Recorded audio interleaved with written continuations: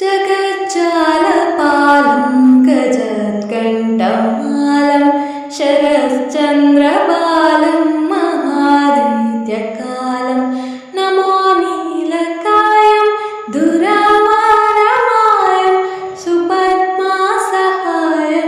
भजेऽहं